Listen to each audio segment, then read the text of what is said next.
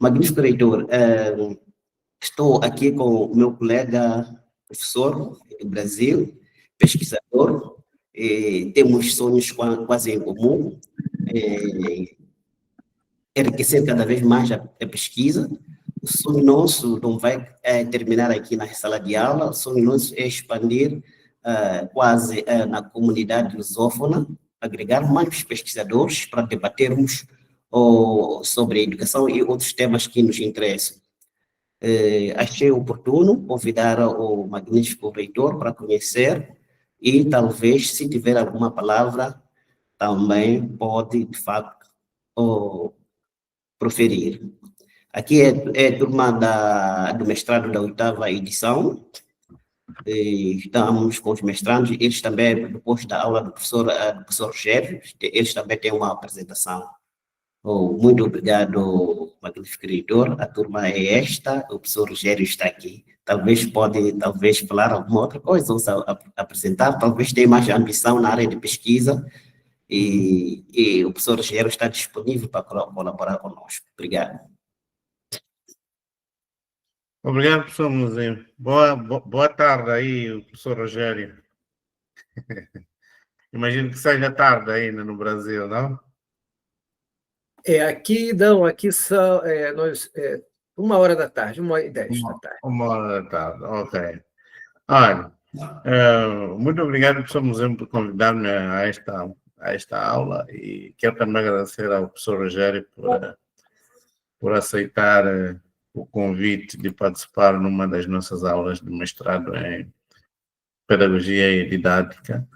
Nós acarinhamos muito iniciativas de colaboração com instituições estrangeiras, e isso faz parte daquilo que é o nosso objetivo em termos de internacionalização, não é?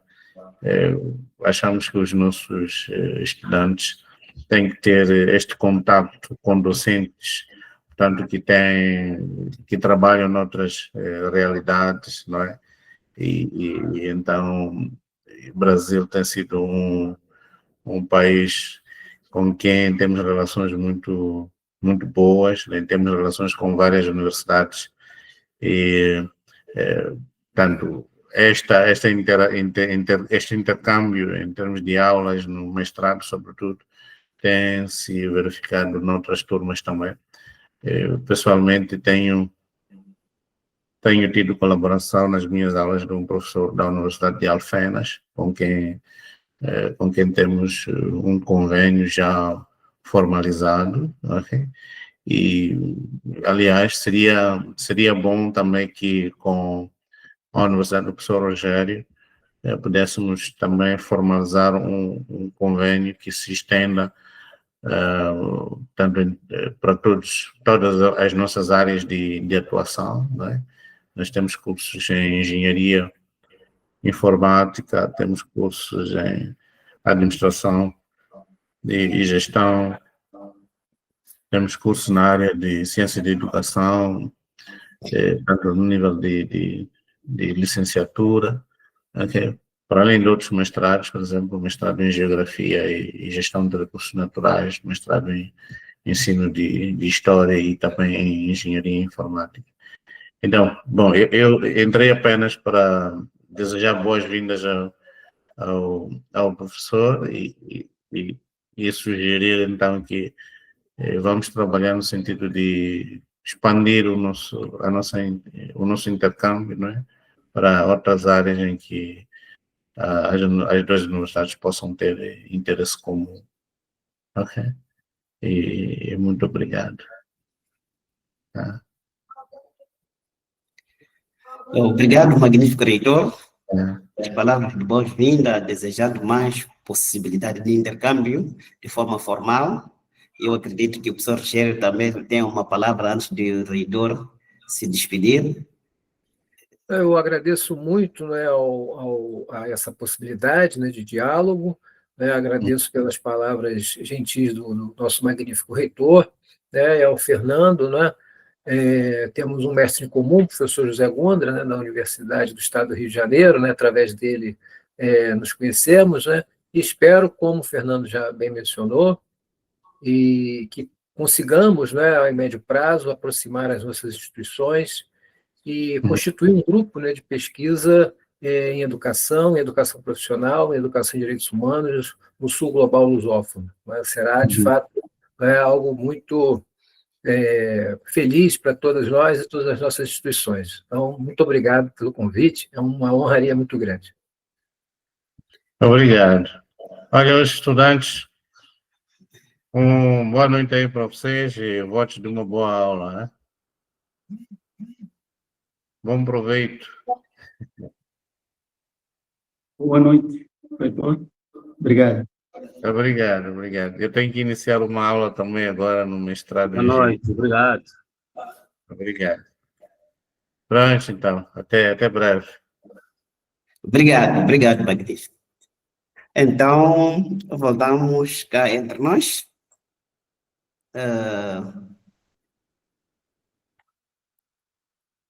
Eu, de forma rápida, vou apresentar aqui o professor. É difícil, ou quase pedagogicamente não é aceito, iniciarmos uma conversa de caráter acadêmico sem conhecermos com quem estamos a falar, não é? E o professor Rogério, só por ver a idade, já traz-nos uma experiência, uma inspiração de termos uma experiência, e falar para o professor Rogério não seria uma atividade não tão fácil, não. Olhando mesmo para a experiência que ele tem, nós esperamos, na verdade, aprender do professor Rogério. Então, quem é o professor Rogério? A questão que se coloca é esta. O professor Rogério é doutor em educação, é professor titular do Colégio Pedro II, do Instituto Federal, onde trabalha em regime de dedicação exclusiva.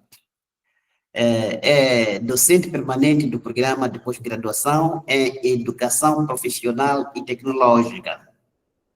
É membro do Laboratório de Educação em Direitos Humanos do Colégio Pedro II, onde coordena o grupo de pesquisa e extensão em educação em direitos humanos, na educação profissional e tecnológica. Então, de uma forma muito rápida, nós apresentamos quem é o professor Rogério. Isso é uma pequena parte, é mesmo em função de economizar o tempo. O professor Rogério pretende falar sobre experiências autônomas da classe trabalhadora em educação profissional. Então, o que seriam as experiências autónomas? Acredito que o professor Rogério vai trazer uma abordagem bem clara sobre estas terminologias, provavelmente possam ser estranhas na nossa linguagem diária, no nosso contexto moçambicano, mas, na verdade, é a autonomia. Experiências autônomas de classe trabalhadora em educação profissional representam iniciativas formativas construídas fora dos marcos institucionais tradicionais, impulsionadas pelos próprios sujeitos sociais envolvidos no mundo de trabalho. Essas práticas emergem uma resposta crítica à lógica mercantil da educação técnica, priorizando a valorização dos saberes populares, a solidariedade de classe e a formação integral voltada para a emancipação. Inspirados em pedagogias críticas, podemos dar um exemplo de Paulo Freire, um dos pedagogos que traz a crítica. Essas experiências articulam conhecimento técnico com consciência política, promovendo espaços de aprendizagem que fortalecem a autonomia, cooperação e transformação social. Então, em gesto de pequena introdução que eu havia feito, apresento esta, mas a questão basilar, a questão básica que o professor tenta buscar, na verdade, ele precisa de compreender, quer dizer, esse diálogo é na tentativa de compreendermos como é que a pedagogia racionalista ofereceu propostas autônomas e dissonantes dos modelos tradicionalmente oferecidos no campo da instrução profissional. Essa é a questão que o professor vai tentar dialogar de uma forma que controlamos ou que que possamos manter a vigilância epistemológica da nossa conversa. É uma questão de controle do nosso debate. Então, para poder prosseguir com o debate, não vou solicitar mesmo o professor doutor Rogério, talvez antes de iniciar com o seu tema, tenha alguma questão por falar. Eu já havia feito uma provocação e solicito desde já o professor Rogério para, na primeira pessoa, talvez o meu enquadramento, a minha contextualização não foi tão boa, ele, sendo especialista em matéria, vai falar. Na verdade, também, talvez possa referenciar, nós estamos no modo de educação e empreendedorismo. Empreendedorismo, estamos a ver a parte do profissional. Então, esta é a educação profissional que o professor, na verdade, poderá voltar a revisar ao longo da sua comunicação. Professor Rogério, muito obrigado, tenha o tema, e o professor Rogério controla melhor o seu tema e conhece melhor, acho que poderá comunicar de forma mais perfeita possível. Obrigado. Bom, Fernando, eu que agradeço mais uma vez, né, aqui a assistência de todos, né, poder estabelecer esse diálogo com todos vocês, né, não só para mim, mas também para o professor Carlos Eduardo Oliva, né, que divide comigo, né, vamos dizer assim, a coordenação do grupo de pesquisa e extensão em educação e direitos humanos na educação profissional. É uma alegria muito grande estar aqui hoje. Acho que você apresentou bem, né, eu agradeço também por isso, e então vou tentar falar aqui, né, da forma mais tranquila possível, né, nós falamos todos a língua portuguesa, mas com matizes, né, com certas variações, então vou procurar falar, né, de uma forma bem tranquila para ampliar, né, o alcance da compreensão, mas desde já, né, qualquer dúvida, né, entre os colegas, né, podem interromper aqui e pedir uma melhor explicação, não há problema nenhum, né, estamos aqui no espírito, né, para usar a expressão do querido educador brasileiro, né, professor Paulo Freire, estamos aqui para aprender uns com os outros, né, construir, então, portanto, coletivamente o conhecimento. Bom, eu espero, né, antes de mais nada, que esse nosso encontro, né, seja um tijolinho, né, na construção, né, dessa cooperação e dessa colaboração mútua, né, entre Brasil e Moçambique, né, um contato que se inicia ainda ao tempo das colonizações, né, tanto da América quanto da África, por força, né, da presença portuguesa, e uma relação que, no caso aqui brasileiro, né, através da diáspora africana, né, se por um lado, né, nos trouxe, né, a chaga da escravidão, né, e que uma chaga que fez com que o Brasil de hoje fosse um país extremamente violento e excludente, por outro lado, né, nos legou os povos africanos, que, por sua vez, nos ofereceram aquilo que certamente nós temos de melhor aqui no Brasil, que é uma sociedade que transborda em sensibilidade, arte e espírito comunitário. Isso é muito importante, e é sobre isso que falaremos hoje também, né, sobre esse espírito comunitário. Moçambique é uma região importante para nós também, que, falando em espírito libertário, né, e comunitário, né, abrigou Tomás Antônio Gonzaga, que foi um dos protagonistas da Inconfidência Mineira, né, um movimento que marca o início do itinerário da independência do Brasil, né. Malograda a Inconfidência, Tomás Antônio, então, foi deportado para Moçambique, onde constituiu família, se estabeleceu, né, ele, autor de obras importantes para nós, destacadamente as cartas chilenas, né, e também liras, né, em que fica evidente, né, a sua rejeição à sociedade de corte do antigo regime. Então, Moçambique é, por várias razões, né, uma região da África muito cara a todos nós, brasileiros e brasileiras, né.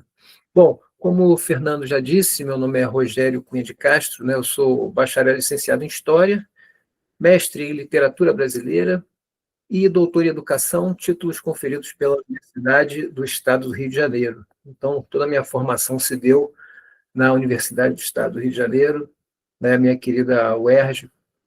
E, então, um itinerário bastante sinuoso, né, mas que me levou, né, ao estudo de escolas autônomas, de escolas constituídas à margem do Estado, e que, em grande medida, rivalizavam com os modelos tradicionalmente oferecidos em educação, tanto pelo Estado quanto pelo modelo confessional, também no caso, aqui no Brasil, católico, né, naquele início de século XX.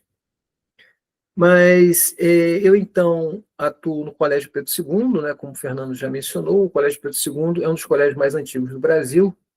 Ele remete aos tempos do Império, né? O Brasil, após sua independência, se tornou um império, né? Tivemos o primeiro reinado com Dom Pedro I e depois um segundo reinado com o imperador Dom Pedro II, que dá nome ao colégio, né? Mas, à época da sua fundação, nós vivíamos aqui o chamado período regencial, posto que Dom Pedro I abdicou ao trono, mas seu filho, Pedro II, era muito jovem, tinha mais ou menos 5 anos de idade, não podia assumir suas responsabilidades como imperador. Então, os regentes, né, assumiram o trono até que se desse a maioridade, né, do novo monarca. E foi exatamente nesse período das regências que foi criado o Pedro II, um colégio que tinha uma função importante no contexto do Império, aquele de tentar constituir, né, ou auxiliar no esforço de constituição de uma identidade comum, né? O período regencial foi marcado por uma série de revoltas separatistas. E o governo do Império se deu conta de que não só pela, né, repressão armada, né, sairia vencedor, né, em relação a essas revoltas. Era necessário também a constituição de uma identidade comum. E o colégio se inseria nesse contexto, tanto que, né, contava com a participação efetiva do imperador, que visitava regularmente a escola. Com a República, o colégio passa a se chamar Ginásio Nacional, até que um ex-aluno, que se torna presidente da República Brasileira, Marechal Hermes da Fonseca, restitui, né, o seu nome primitivo, né, o nome do imperador, né, Dom Pedro II, e o colégio assim segue seu itinerário até o tempo presente, em que se tornou um instituto federal. Então, portanto, hoje o colégio, né, ele faz parte da rede de institutos federais brasileiros, né, e, portanto, oferece cursos na educação básica, na graduação, na especialização e no mestrado. O Celso levantou a mão. Por favor, Celso, tenha bondade.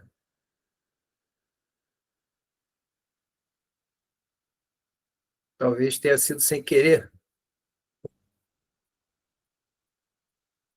Bom, vou seguir aqui, então.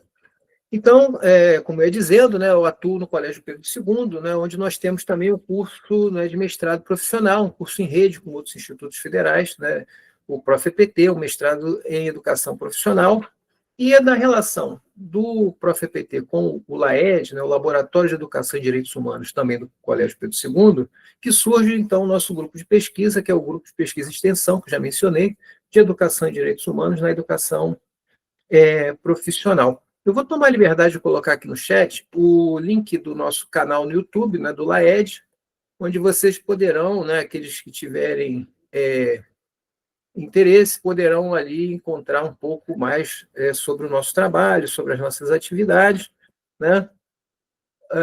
Atividades essas que nós esperamos, né, o mais breve possível, associar e aproximar, né, da Universidade Metodista de Moçambique e do nosso querido Fernando, né? Bom, mas eu começaria, então, propriamente aqui a nossa palestra sobre essas escolas autônomas, citando uma frase de um educador português chamado Adolfo Lima. Consultando os arquivos da Universidade de Lisboa, eu encontrei alguns aforismos, né, algumas citações do Adolfo Lima, recolhidos por Deolinda Lopes Vieira, que também trabalhou na Escola Oficina de Lisboa, né, uma escola que funcionou, na verdade funciona até hoje, mas sua época de maior glória ocorre no início do século XX, e à época estava à frente dessa escola o então professor Adolfo Lima, que diz o seguinte: o homem lobo do homem não estudou em escolas que ainda não existem. Eu vou repetir a frase. O homem lobo do homem não estudou em escolas que ainda não existem. Ou seja, o homem lobo do homem, ou em escolas que existem, né? Então, na verdade, o que Adolfo Lima está nos propondo é uma reflexão acerca do pensamento hobbesiano, né? Ou seja, ou o Hobbes realmente tem razão, nós somos realmente incapazes da autonomia, incapazes de estabelecer relações horizontais, ou então nós é quem temos dado razão a Hobbes, né, reproduzindo modelos, né, tradicionalmente oferecidos e que, por sua vez, né, dificultam, né, esse nosso desejo, esforço, né, de constituir, né, relações mais horizontais, né, entre nós. Então, trata-se aqui, mais do que falar de educação, trata-se de falar do sonho humano, né, na direção de uma sociedade mais justa, mais fraterna, onde um homem possa valer um homem, uma mulher possa valer uma mulher, né, onde todos tenham direitos, todos possam ser como são, né, com plena consciência disso, né? Então, é um pensamento que nos faz recordar, por exemplo, da revolta dos pinguins no Chile, né, nosso país vizinho aqui na América Latina, em 2006, quando os estudantes se revoltam em defesa do direito de uma educação de qualidade e onde cada um e cada uma possa se auto-instituir, né, livremente. Todo esse cabedal chega ao Brasil também, né? Chega principalmente aos estados de São Paulo e do Rio de Janeiro em 2016, né? Então, caminhamos aí para 10 anos das chamadas ocupações estudantis nas escolas públicas do Brasil. Eu tive a oportunidade de estudar esse fenômeno no Colégio Pedro II, né? Esse fenômeno alcança também o Colégio Pedro II. E o resultado disso é um artigo publicado em livro. Eu vou tomar, então, também a liberdade de colocar aqui no chat, caso algum colega queira posteriormente consultar, vou colocar aqui, né? Ele faz parte, né, esse artigo integra, né, o livro História do Anarquismo e do Sindicalismo de Intenção Revolucionária no Brasil, né? E o que eu pude observar, né, nessas manifestações estudantis foi um comportamento que fazia recordar muito o que era ensejado nessas escolas sobre as quais nós vamos falar hoje. Então, por exemplo, os estudantes, né, que ocuparam as escolas há 10 anos atrás, aqui no Brasil, se organizaram em assembleias e instituíram comissões de trabalho. Então, havia a comissão de educação, a comissão de limpeza, a comissão de alimentação, a comissão de divulgação. Então, quanto mais o estudante se dedicava a essas comissões, mais ele trabalhava em benefício da coletividade e, portanto, maior capacidade de interferir ele tinha também.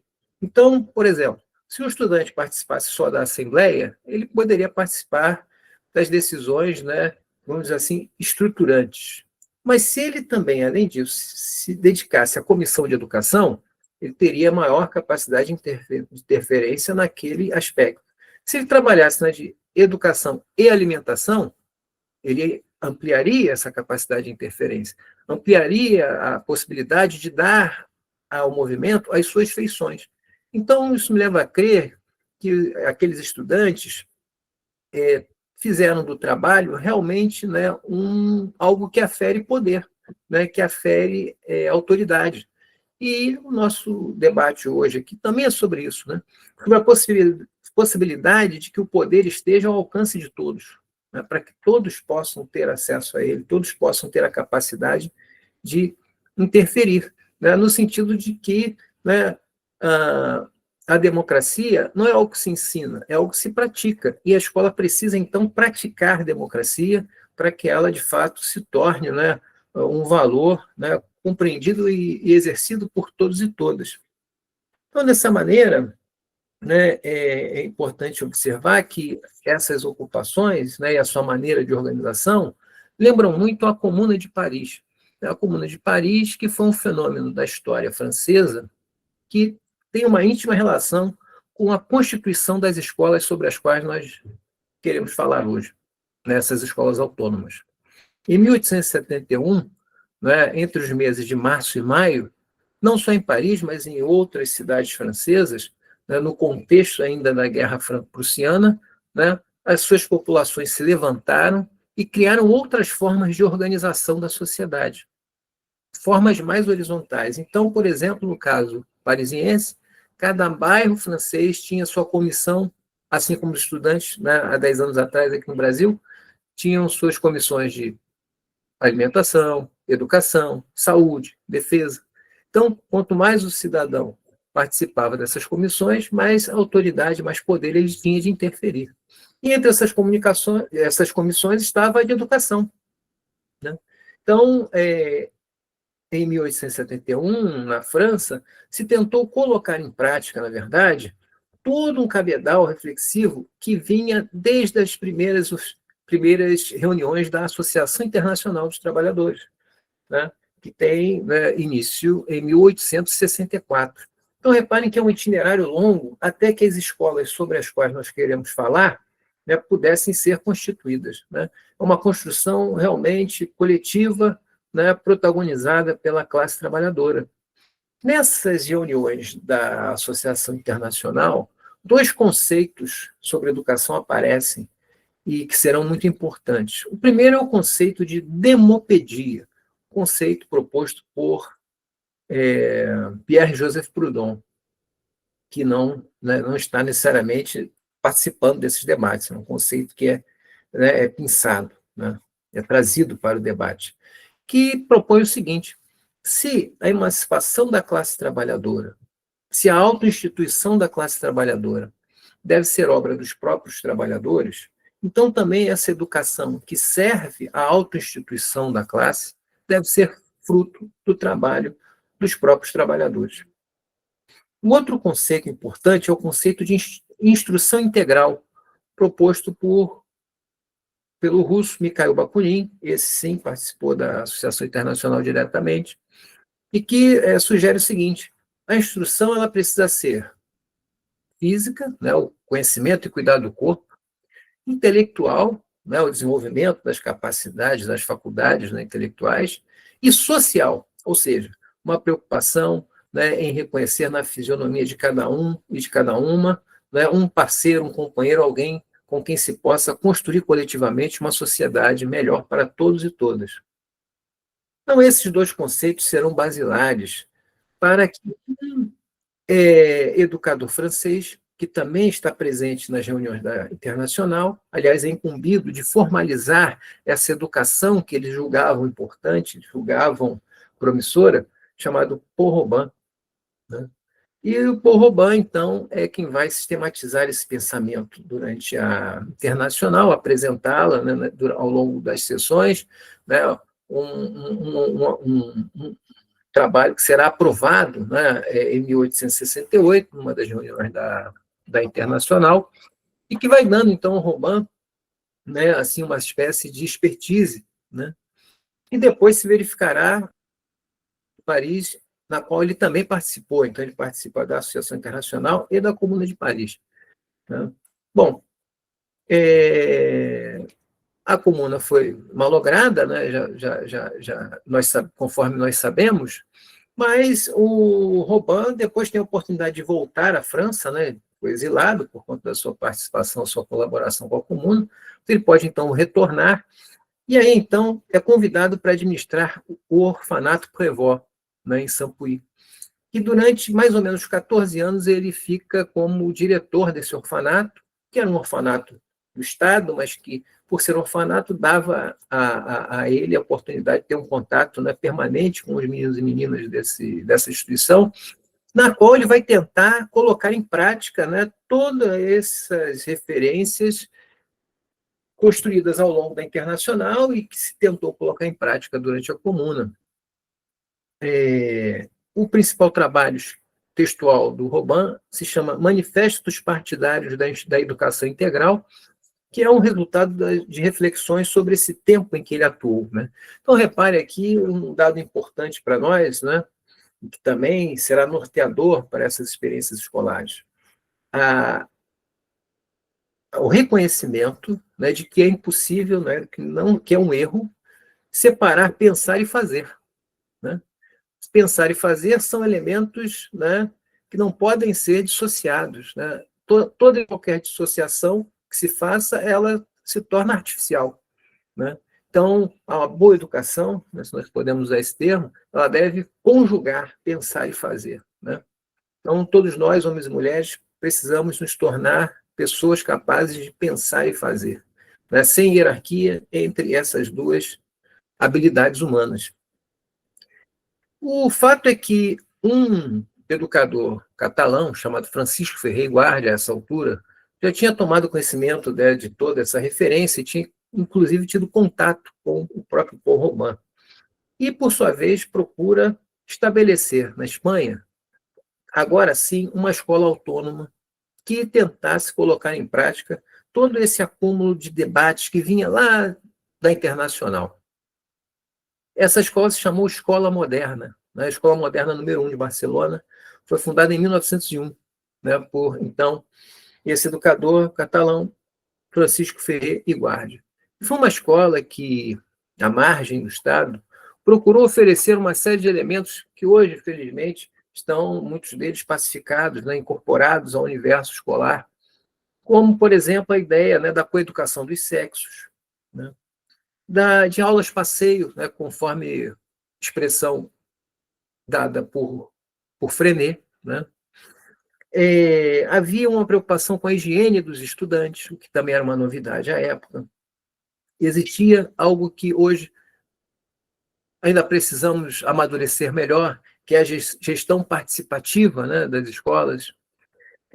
Aos domingos, Ferrer reunia, né, a comunidade escolar, né, então estudantes, responsáveis, né, trabalhadores da escola, para discutir as questões referentes a ela. Mas essa comunidade se percebia, né, na verdade, incorporada, né, a um círculo mais amplo, né, não só limitado ao espaço da escola, de tal maneira que também, então, começava a discutir questões ligadas, né, à vila da aldeia, né, onde estava a escola. Então, era um espaço de amadurecimento para a construção coletiva, né, para a busca de soluções coletivas para problemas comuns, né? Então, um amadurecimento para o exercício, né, do poder, para o exercício, né, da democracia. Então, era uma escola que procurava colocar fim aos prêmios e castigos, né, tentando, então, superar aquilo que, para usar mais uma vez uma expressão de Paulo Freire, né, uma educação bancária, né, uma educação onde o meio se torna fim, né, onde os exames que deveriam, né, aferir, né, o grau, né, de amadurecimento de cada estudante acaba se tornando, muitas vezes, a finalidade maior, né, do chão da escola, né, do cotidiano da escola. Então, a Escola Moderna de Barcelona, né, e a sua pedagogia racionalista, conforme o Francisco Ferrer entendeu de designar, era uma escola autônoma, uma escola, então, que procurava, né, colocar questões importantes ainda hoje para nós, né, educadores e educadoras, né? E uma escola que acabou influenciando a constituição de outras, não só na Europa, mas também em vários continentes, né? Então, nós temos ainda no continente europeu a Escola Oficina de Lisboa, né? A Colmeia, né? Dirigida por Sebastião Faure. E, no caso aqui do Brasil, a mais importante teria sido a Escola Oficina, né, de São Paulo, dirigida por João Penteado. Eram duas, a número 1 e a número 2. A número 2 era dirigida por Adelino de Pinho. E essas escolas procuravam, então, no seu cotidiano, estabelecer essas relações que fomentam a autonomia, fomentam a autoinstituição. Por exemplo, no caso da Escola Oficina de Lisboa, havia um órgão dos estudantes chamado A Solidária, que começa com uma cantina, mas que, na verdade, era um espaço, né, para que os estudantes exercessem a democracia. A democracia não pode ser ensinada, ela precisa ser vivenciada. Então, todo o debate em relação à Solidária era feito pelos estudantes. Então, a gente fazia um debate sobre o que é uma boa alimentação, sobre o que vai ser oferecido, de que maneira vai ser oferecido, né? O que fazer com as rendas que essa cantina pudesse obter, né, com essa oferta, né, dos alimentos? O que fazer caso alguém subtraísse um desses valores, né, conseguidos, né, com a cantina? Então, quer dizer, é um exercício, né, de construção da democracia, né, da vida em comum.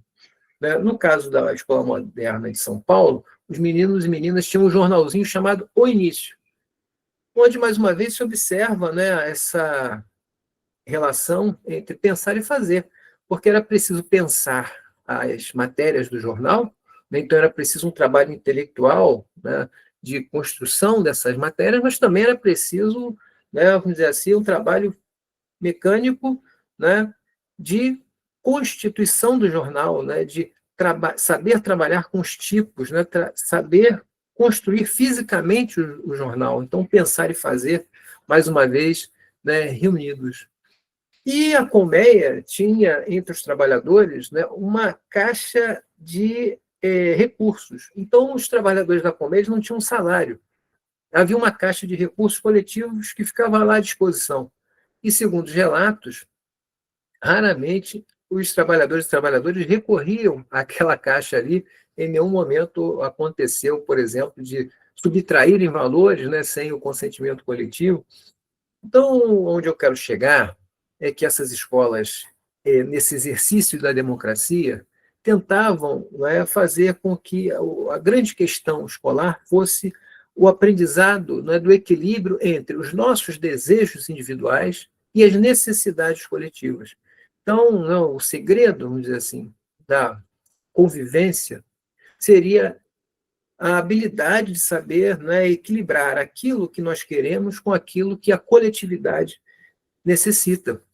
Então, essas escolas são escolas importantes para nós, né, no sentido de que elas nos ajudam a construir os nossos próprios caminhos, né, uma vez que, penso eu, partilhamos do mesmo desejo, né, pela democracia, né, pela igualdade, né, e pela valorização da figura humana. Então, a efeito de conclusões, para que a gente possa passar para o nosso debate, que eu acho que é mais assertivo, eu diria que, em primeiro lugar, né, no mesmo tempo em que se constituía o pensamento que hoje se convencionou chamar de escola nova, se desenvolveu também a chamada escola moderna.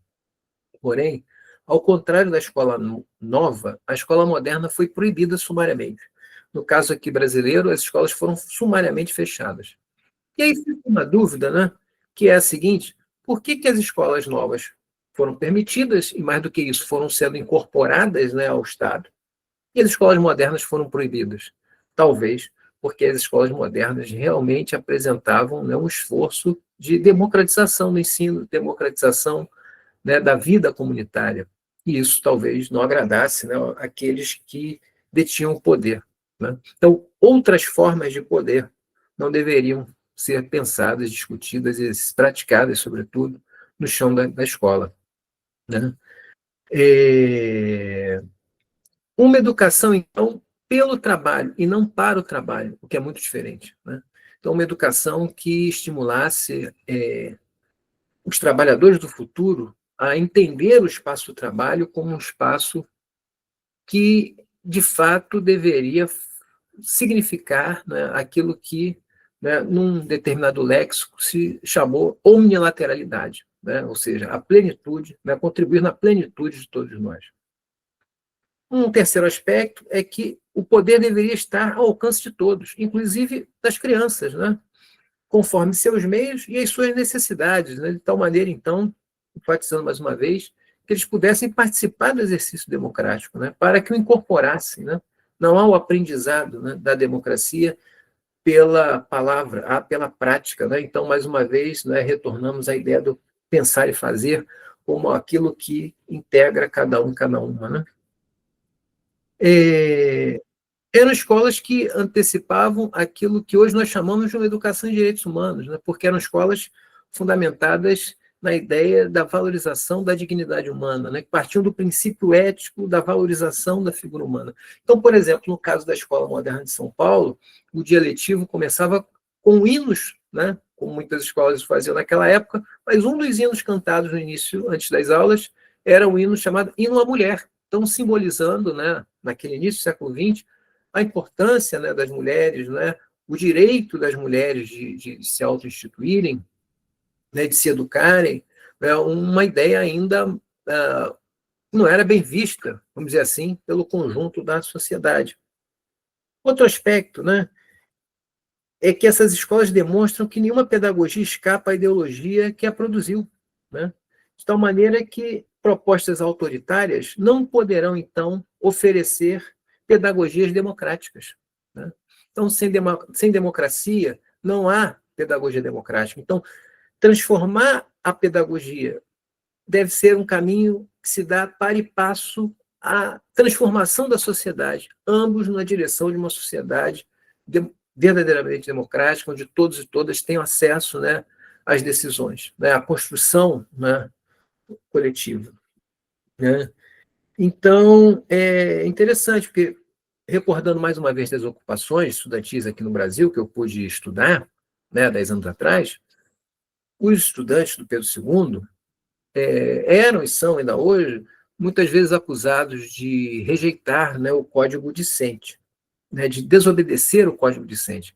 Mas o Código Dicente que eles instituíram durante a ocupação, em que pese todos os problemas que a ocupação também teve, né, todos os seus tropeços, né, nenhum movimento social é perfeito, e os estudantes, né, cometeram, né, vamos dizer assim, graves erros ao longo do processo de ocupação. Mas isso eu pude testemunhar pessoalmente. O Código Dicente que eles desenvolveram, eles respeitavam, talvez porque se reconhecessem, né? Então, é importante que os estudantes se reconheçam nas propostas, para que eles, então, possam, né, abraçá-las, né, efetivamente. E eu concluiria, então, né, recordando, né, o historiador inglês Peter Burke, né, que propõe que a história, né, eu sou historiador de formação, ela tem como dever, né, lembrar à sociedade aquilo que a sociedade pretende esquecer, prefere esquecer, né? Então, na linha proposta pelo Peter Burke, eu me perguntaria, né, o que nós, né, professores e professoras de história das nossas escolas, devemos fazer lembrar as nossas comunidades escolares, né? E me parece que a questão maior é essa, né? Que as crianças pertencem a si mesmas. Elas não pertencem ao Estado, elas não pertencem ao partido, elas não pertencem às igrejas, elas não pertencem aos sindicatos, elas pertencem a si mesmas. E o nosso papel, como educadores e educadoras, é auxiliá-las, né, na sua própria autoinstituição, para que elas, então, possam, por livre iniciativa, né, assim, melhor escolher o seu partido, a sua igreja, né, o seu sindicato, né, a sua orientação. Enfim, cabe a nós, homens e mulheres, trabalhadores em educação, né, contribuir para que nossos meninos e meninas possam se auto-instituir, né, de forma autônoma, livre, né, de tal maneira que a nossa sociedade possa ser um reflexo dessa autoinstituição, né, uma sociedade onde todos e todas têm seus direitos, né, e sua dignidade preservadas, né, e nós aqui no Sul Global ainda somos muito carentes disso, né, cabe a nós, homens e mulheres, transformar essa realidade. Então, agradeço mais uma vez a oportunidade, né, ao Fernando e a todos vocês que me ouviram até aqui, e espero que a gente possa, então, a partir daqui, estabelecer um debate. Muito obrigado.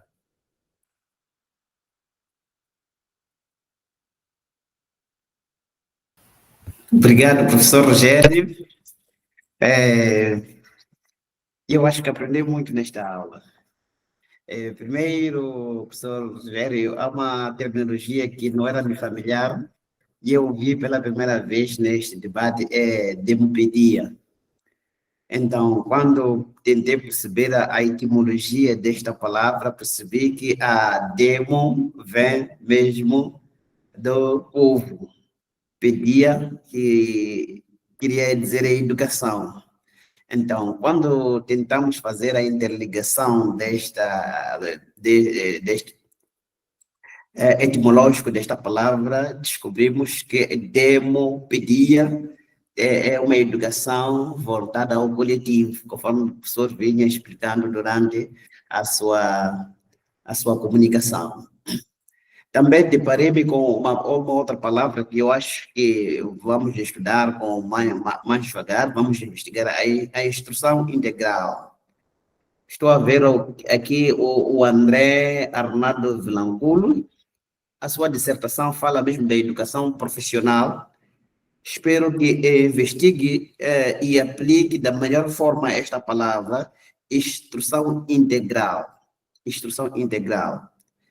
É um termo que traz não só a instrução de uma forma assim, mas talvez podemos até associar este termo aqui com a escola técnica. Não sei se podemos associar a instrução integral com a escola técnica. Talvez uma das questões que eu vou pedir que o professor comente mais seria que a instrução integral surge mesmo no âmbito da escola técnica. E como é que vê esta escola técnica, talvez olhando para a experiência do Brasil, é favorável? Qual é o comentário que pode nos trazer sobre a escola técnica? Ainda quando a explanação do professor, percebi que uma das passagens que até achei melhor ajustá-la é que as escolas autônomas surgem à margem do Estado, não é? Então, a questão que eu colocava, se essas escolas autônomas surgem à margem do Estado, se nós temos a informação ou partimos do princípio que o Estado é regulador, e como é que sobreviveram, tendo em conta que surge à margem do Estado? E como é que era a sustentabilidade dessas escolas? Será, tendo em conta que o Estado já não fazia parte dessas escolas. Há uma parte muito interessante que também disse que as escolas em Moçambique iniciam com o hino, aliás, não em Moçambique, as escolas autônomas, não é? Se estiver a falhar, pode me corrigir, iniciam com hino. E eu queria dizer que nós, no ensino fundamental, até hoje em dia, ensino fundamental no Brasil, que é escola primária e secundária, todas as escolas iniciam mesmo com hino nacional. Estaríamos neste regime que o professor dizia, na universidade já não temos hino nacional.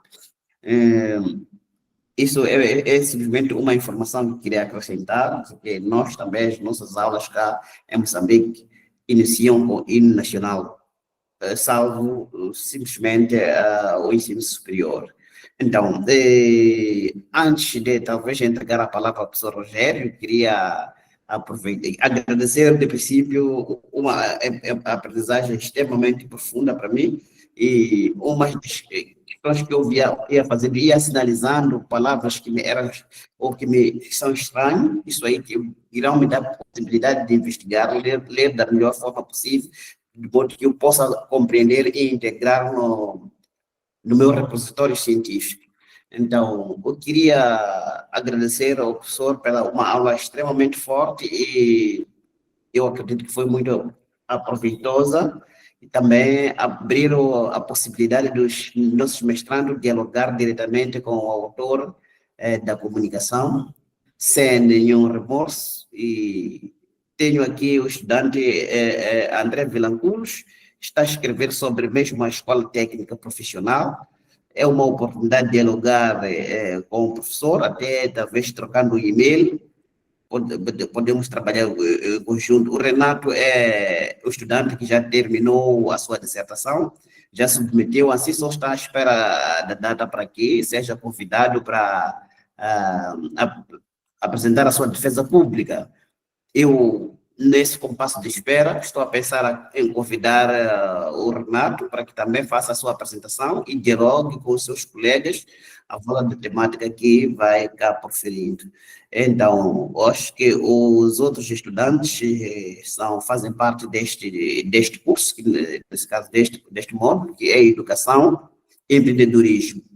Empreendedorismo seria mesmo com educação profissional, então estão livres mesmo de fazer qualquer questão, de modo que compreendam, mas não só sobre o tema, a gênese mesmo do próprio módulo que nós estamos aqui a trabalhar. Obrigado. Tenham vontade, tenham esta oportunidade de falar com o professor Rogério. Quem quiser falar, vai levantar a mão e proferir o seu discurso.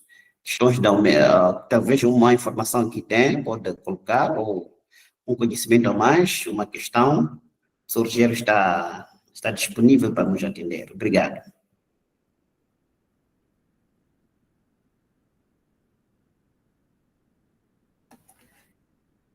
Enquanto o pessoal vai pensando, Fernando, vou tentando então te responder. Posso? À vontade, professor, à vontade. Obrigado. Eu tomei a liberdade de colocar meu e-mail aqui no chat, né, para que eles quiserem, né, depois estabelecer um diálogo. É importante as questões que você traz, Fernando, te agradeço, porque me dá uma oportunidade de falar um pouco mais sobre essas experiências, né? 30 minutos realmente é muito pouco tempo.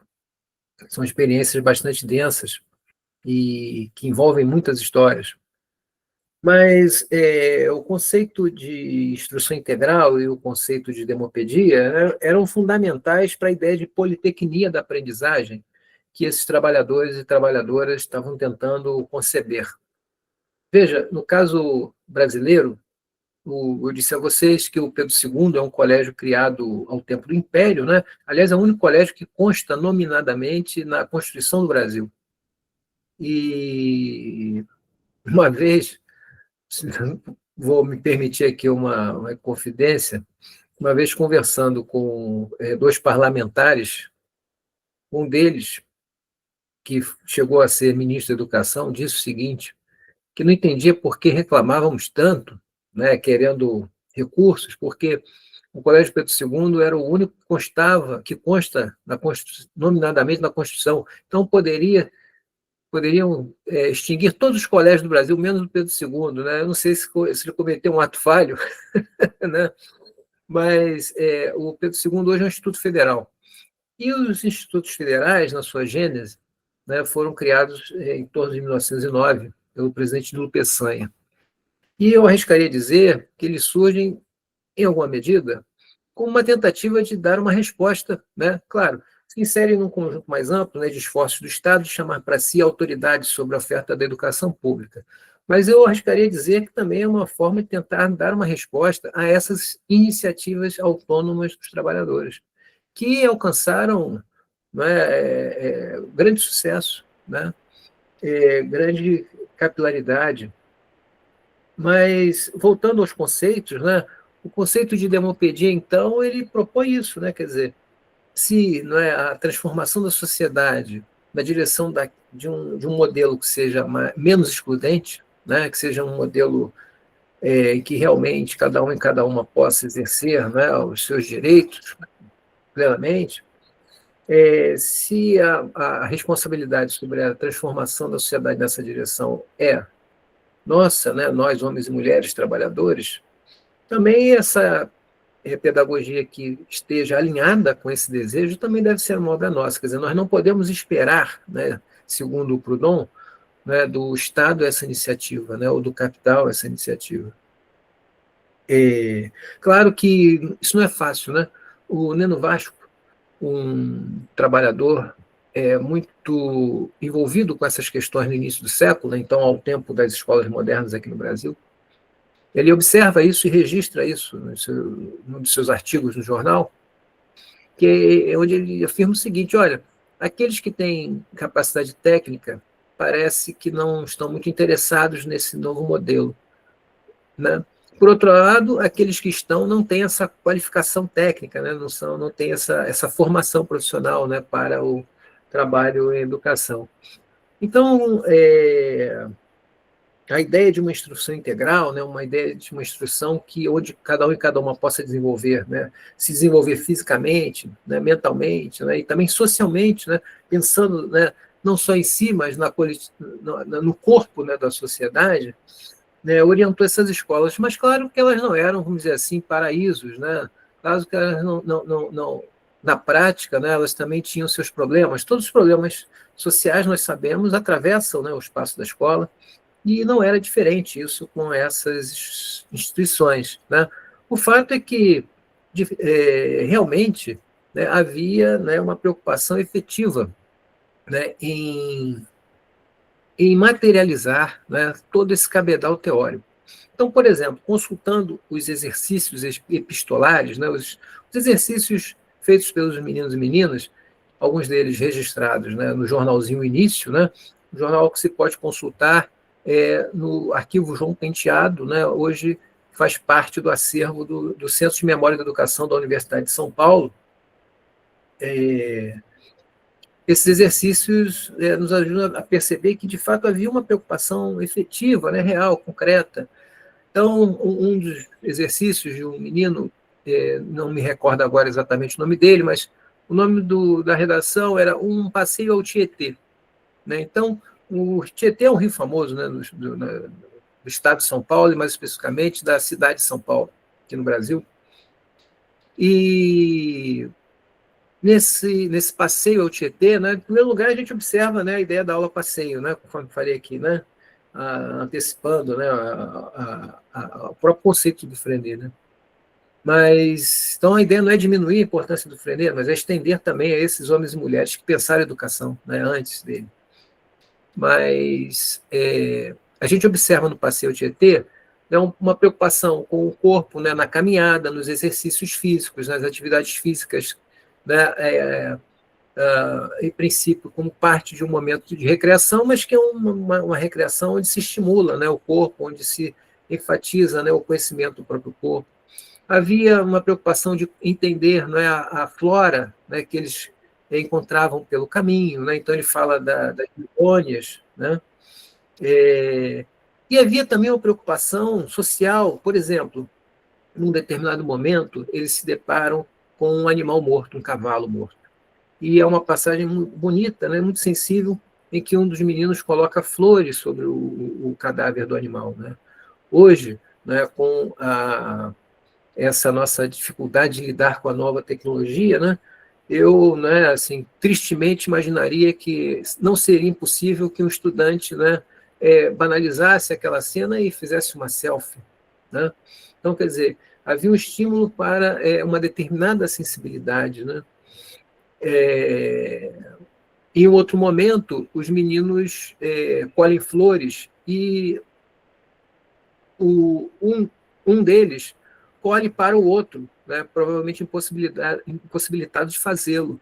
Então, não havia um estímulo para a competição, né, muito pelo contrário, havia um estímulo para, né, a cooperação. Pedro Kropotkin, né, um célebre geógrafo russo, tem um texto que eu acho muito significativo, chamado O Apoio Mútuo. Se eu tivesse que indicar um livro só a alguém, eu indicaria esse.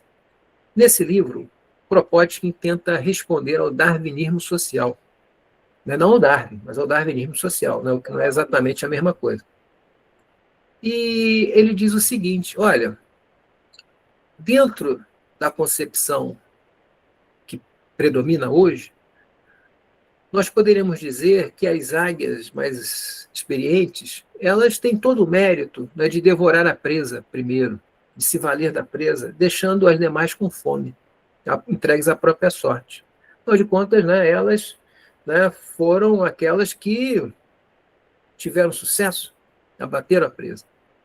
Mas na lógica do Kropotkin, numa lógica diametralmente oposta, ele sugere o seguinte, olha, essas águias mais experientes, quando avistam a presa, elas emitem um som que atrai as menos experientes. E então essas menos experientes podem aprender o ofício da caça pela observação. Não bastasse isso, essa águia que abateu a presa, ela sacia a sua necessidade mais primária, né, a fome, e volta para o cimo das árvores, de onde ela pode vigiar o ambiente de tal maneira que as demais possam se valer do fruto do seu trabalho. Elas também possam devorar a presa. E ela permanece lá em cima, porque caso apareça um outro predador, um predador que coloque as demais águias em risco, ela então pode lá de cima emitir um outro som, né, emitir um outro granido que faça com que elas então consigam se desvencilhar da ameaça de um lobo, né, de uma raposa, né, ou de outro predador. Então, ou seja, o que o Kropotkin quer concluir é que as espécies que tiveram sucesso foram aquelas que conseguiam colaborar e não competir. Né? Então, quer dizer, a colaboração seria, na lógica do Kropotkin, a nossa natureza. E na medida em que nós nos afastamos dessa natureza, na medida em que nós nos civilizamos, e civilizar aí nós podemos compreender como incorporar valores que foram construídos historicamente no Ocidente, nós passamos a competir. E nos afastamos, então, dessa nossa natureza colaborativa. Então, quer dizer, os princípios norteadores desses conceitos são esses, né, de recuperar uma ideia de natureza humana colaborativa, né, de tal maneira que todos possam se auto-instituir. Essas escolas, né, você perguntou também como elas se mantinham, né, dado que eram autônomas. Elas cobravam mensalidades essas que eram condicionadas à capacidade de cada família em contribuir, né, procuravam ao máximo relativizar, então, portanto, o valor, né, da mensalidade, e contavam com uma série de atividades feitas por colaboradores, por exemplo, campeonatos de futebol, né, muito comuns na época, início do século XX, para que se angariassem fundos. Também contavam com o apoio dos sindicatos. Os sindicatos financiavam essas escolas. Então era interessante porque eram uma mão e contramão. Então, da mesma maneira que o sindicato financiava a escola, né, e ajudava a politizar o espaço da escola, por outro lado, a escola fazia com que os sindicatos lutassem por questões que estão além do imediato, além do salário, além da melhor condição de trabalho, né? Então, dentro dessa lógica, né, de que da demopedia, né, de que a educação da classe deve partir da própria classe, então essa aproximação com os sindicatos era fundamental, né, para que elas sobrevivessem financeiramente e ideologicamente.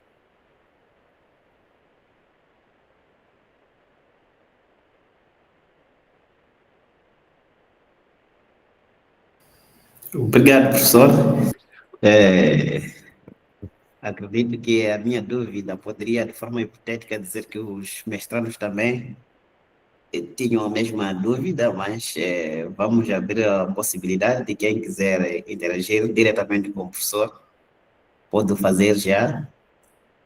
O professor já respondeu as questões que constituíam a minha dúvida, não é?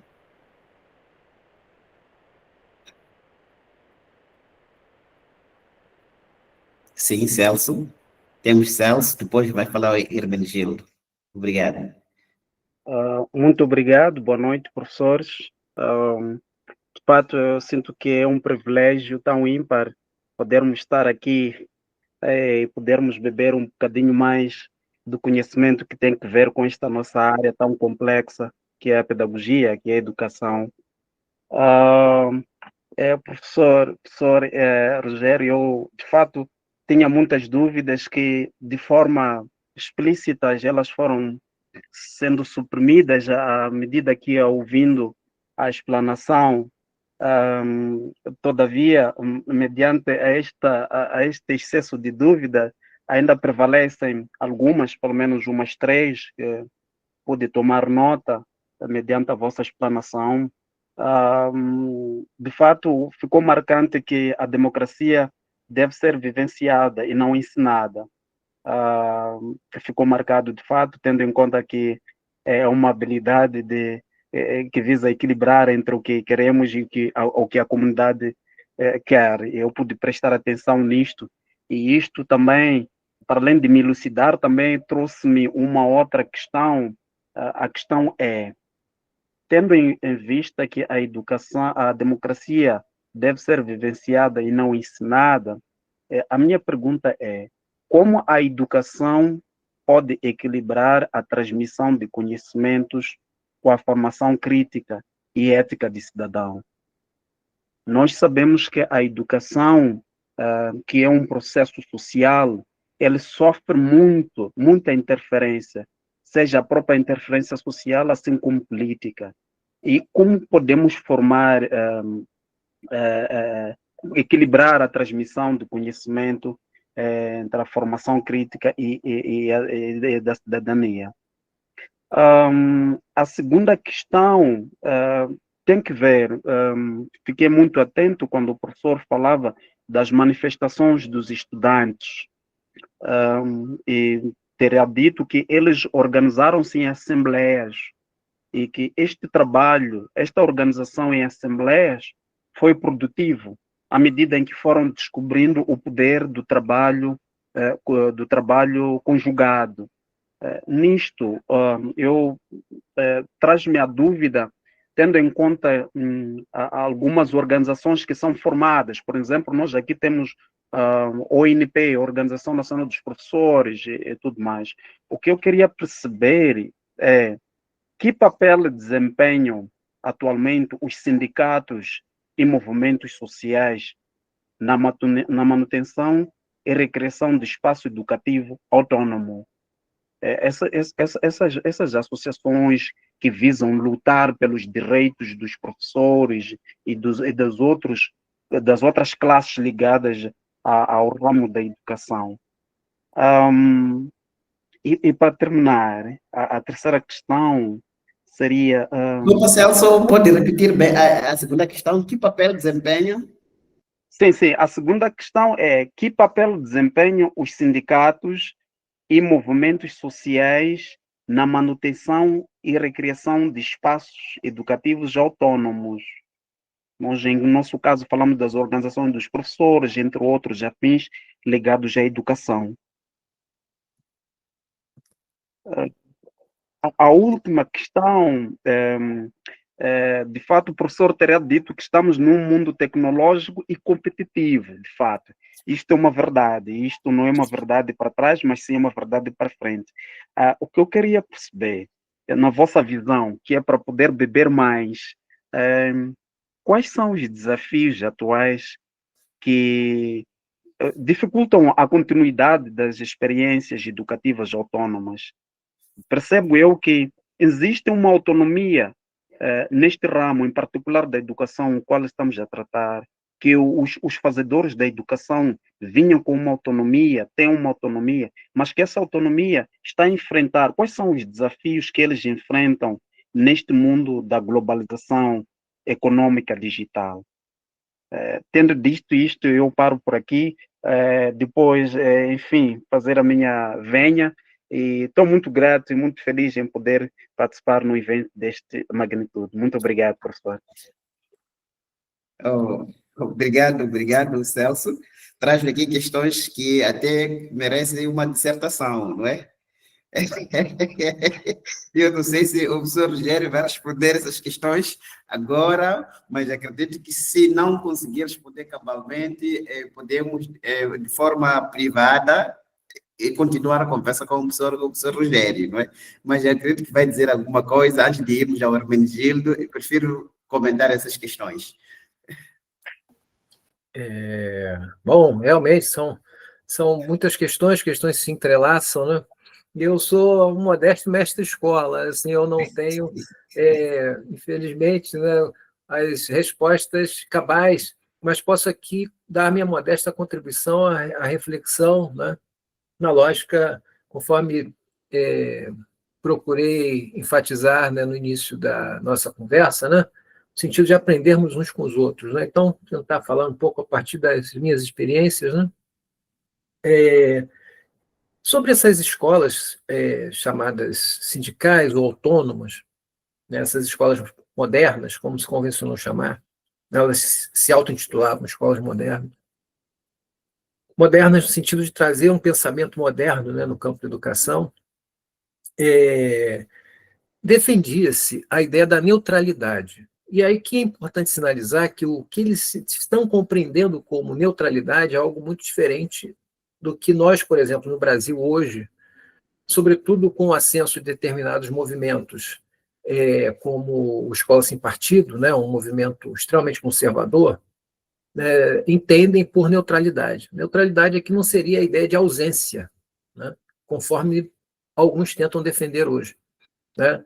É impossível, né, diria eu, a completa dissociação, né, entre o indivíduo e o universo onde ele se formou, ou da sociedade, né, com o universo ideológico em que ela se constitui.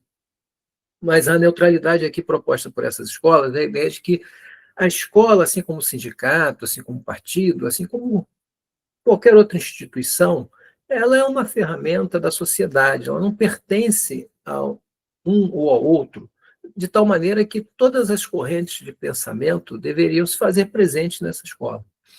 Essas escolas, elas não eram escolas anarquistas. O anarquismo é um pensamento muito preponderante naquele início do século XX, né? Elas não eram escolas anarquistas, mas eram, em sua grande maioria, escolas organizadas por anarquistas.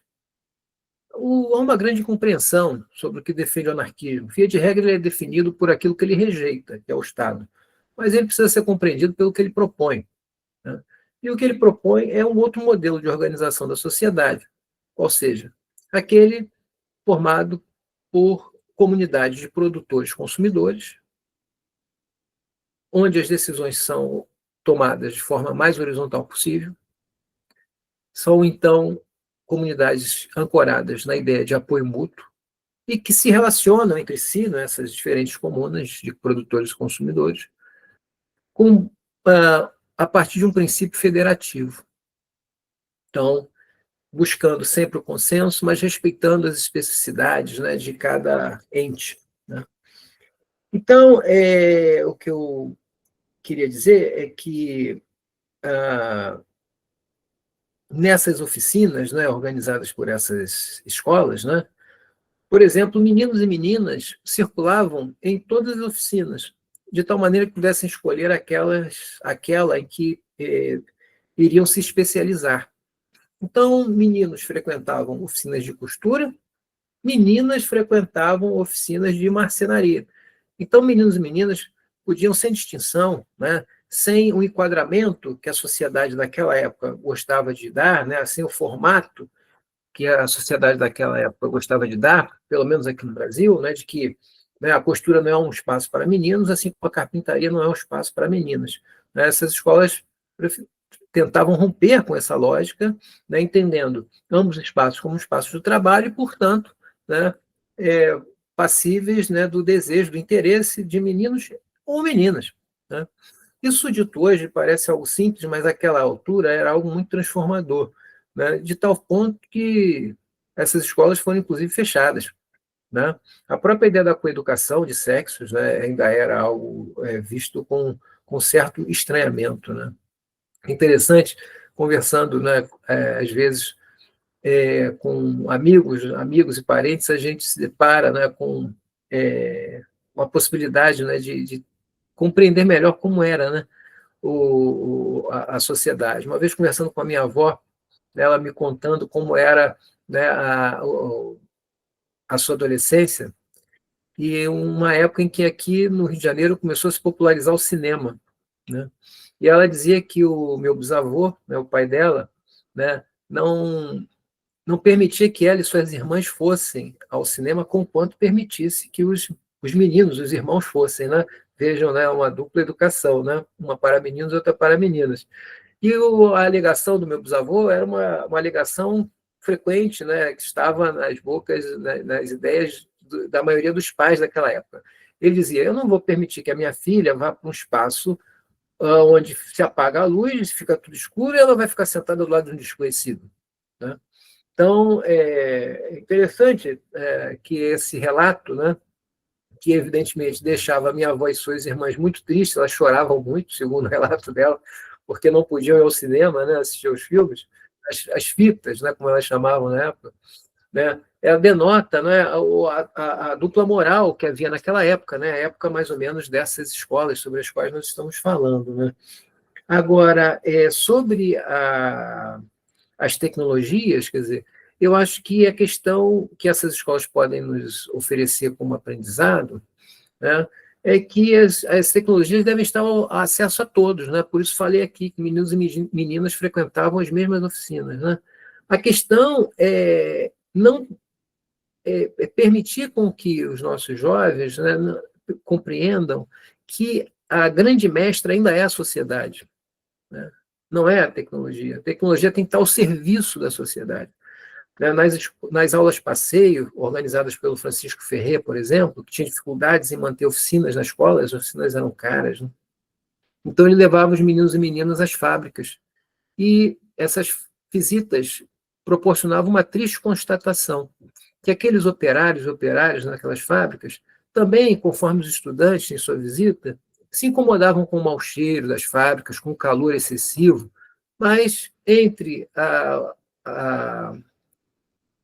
sobre tudo isso se impunha a necessidade de trabalhar, né? Então, com essa visita, se procurava fazer uma reflexão sobre qual o papel dessas tecnologias, né, no contexto da sociedade. Né? Afinal de contas, né, elas que foram apresentadas como algo que poderiam nos emancipar, né, nos dar mais tempo livre, né, em que medida nós é que nos tornamos meio que escravizados delas. Então, são contextos diferentes, são épocas diferentes, mas que nos ajudam a fazer uma reflexão que ainda hoje é necessária, né? Qual o espaço dessas tecnologias nas nossas vidas, né? E qual a função dessas tecnologias em nossas vidas, né? E sobre a questão dos sindicatos, hoje, bom, posso falar um pouco só apenas sobre a minha experiência aqui no Rio de Janeiro, né, no Brasil. Hoje os sindicatos realmente, durante um itinerário longo, né, e acabaram muitos deles se tornando correias de transmissão de partidos políticos, né, e a população ela pode não ter uma compreensão, vamos dizer assim, talvez tão profunda, mas ela intui, ela percebe, né, ela não é tola. Isso gerou, né, um certo descrédito, né, em relação aos sindicatos, né, sobretudo porque também, em paralelo, existem muitos sindicatos, vamos dizer assim, cartoriais, né, que na prática nada fazem pelos seus sindicalizados.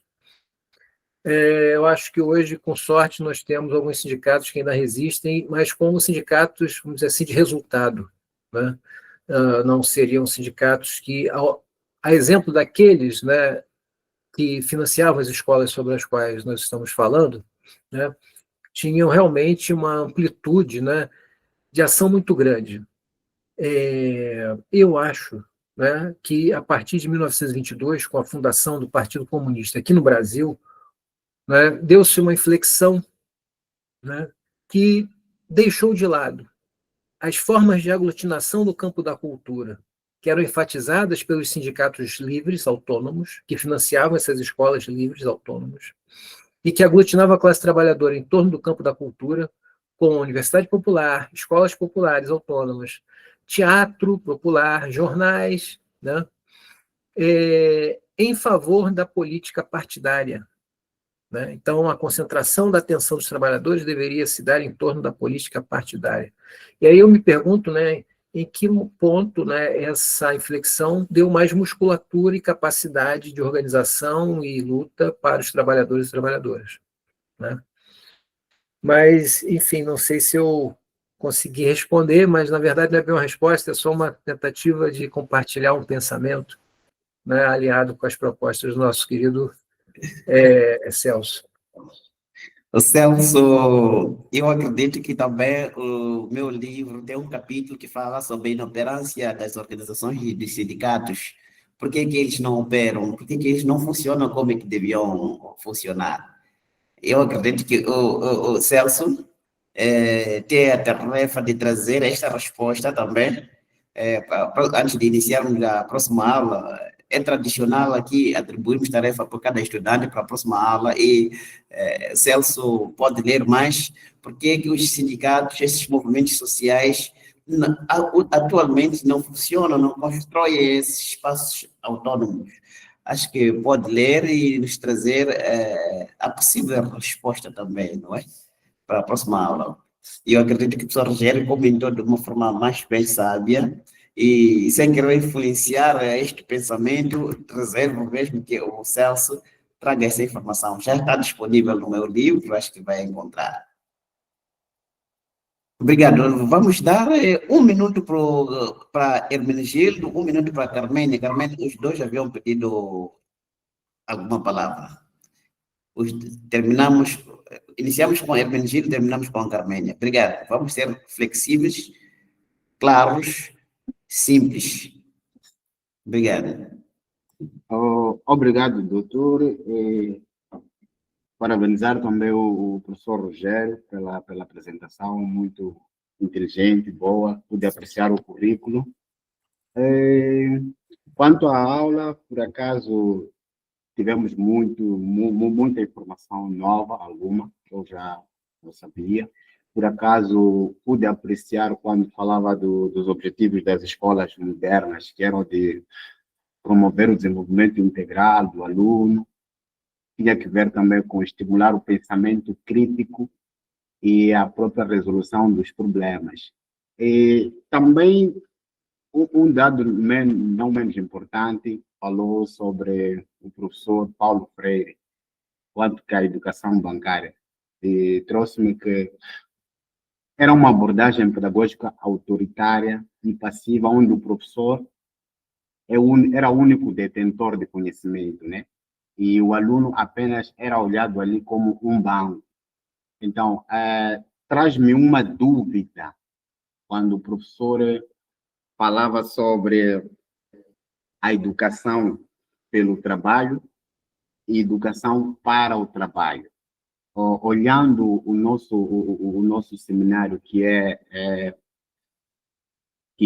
de educação e empreendedorismo, surge-me uma dúvida neste aspecto aqui, que é sobre educação pelo trabalho e educação para o trabalho. Eu percebo que a educação para o trabalho é uma preparação e qualificação para um trabalho específico, enquanto que a educação pelo trabalho tem a ver com o trabalho como uma experiência formativa.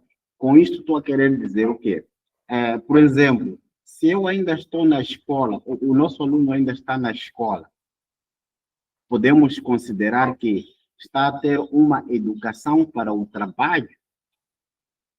Ou, se eu já trabalho, o aluno sai da escola e vai a uma profissão, ele está a ter uma educação pelo trabalho? Estou com essa dúvida, então não gostaria de terminar a aula sem ter sanado esta dúvida como um futuro empreendedor. Então, eu fico com esta dúvida. Muito obrigado. E a Carménia também pode apresentar a dúvida para logo comentar as duas questões. A Carménia ainda está cá?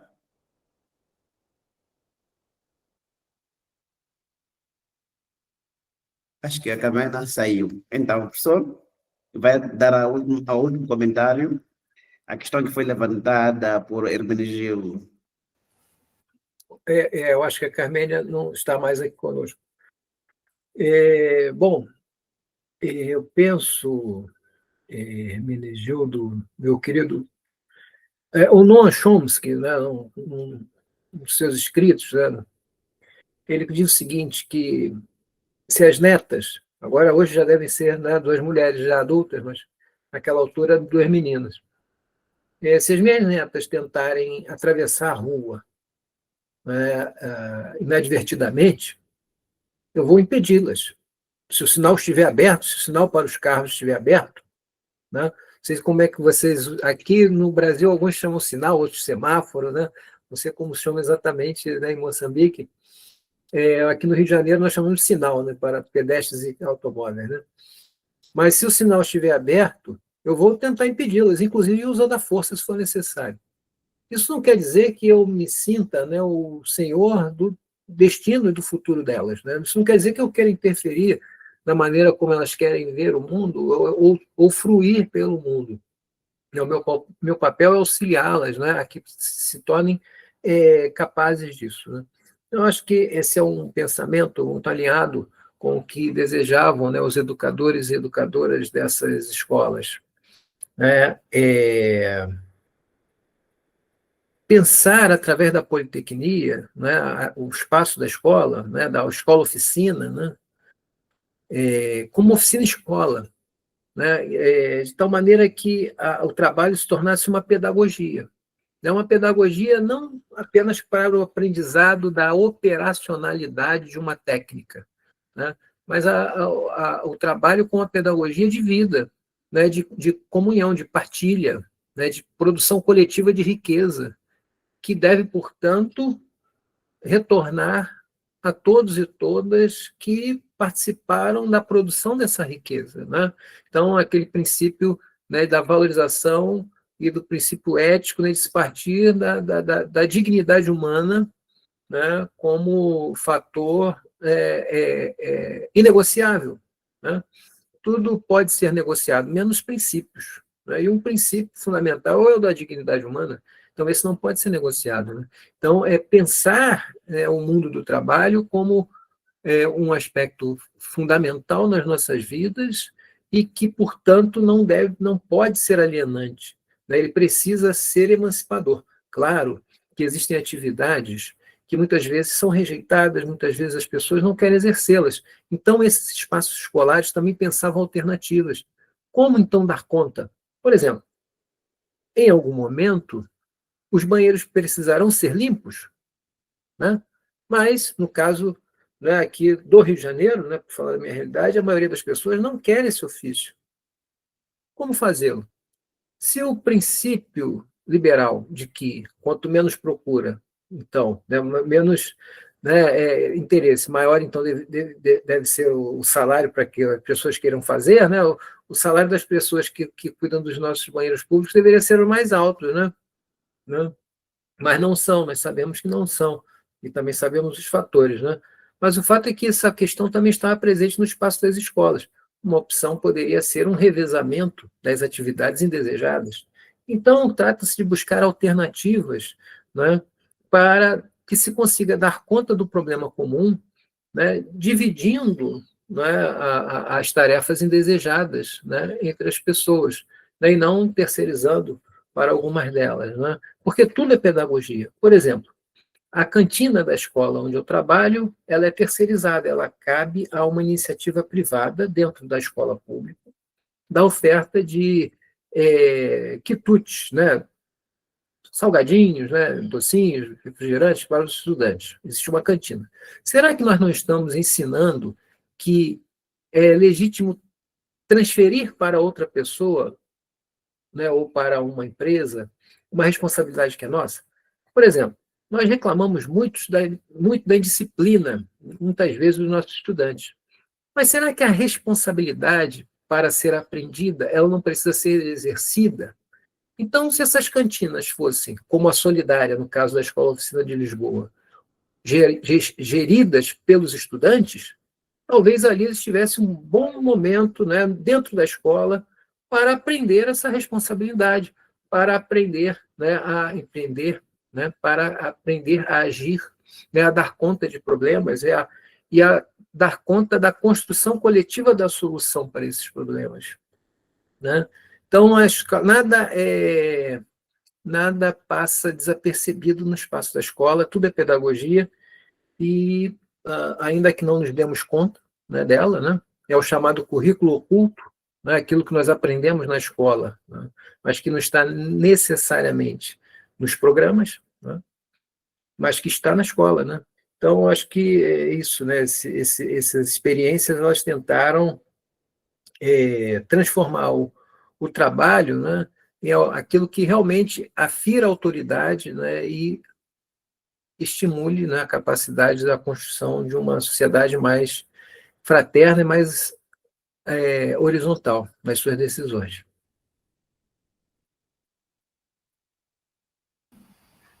Obrigado, professor. Acredito que a Hermenegildo já deve comentar necessário. A partir deste comentário, poderá talvez desenvolver mais a sua questão em diversas fontes. Também, contactando o professor, poderá dar um manual para poder aprofundar melhor o slogan Educação pelo Trabalho ou para o Trabalho.